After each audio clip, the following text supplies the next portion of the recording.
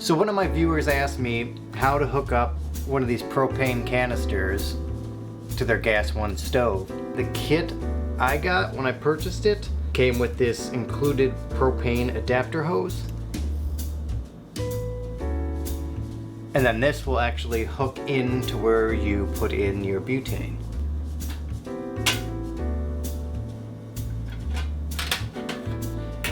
Take out our butane.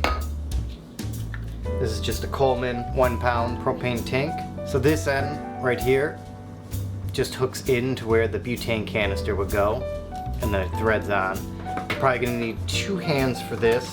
Because that stem needs to be pushed in, and then it just gets threaded on. Very important, make sure your gas is off. This we can just thread on.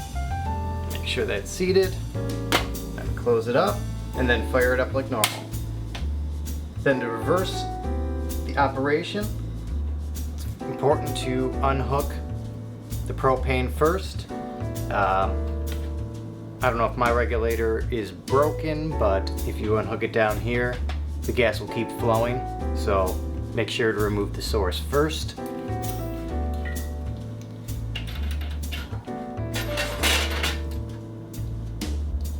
Now you're set.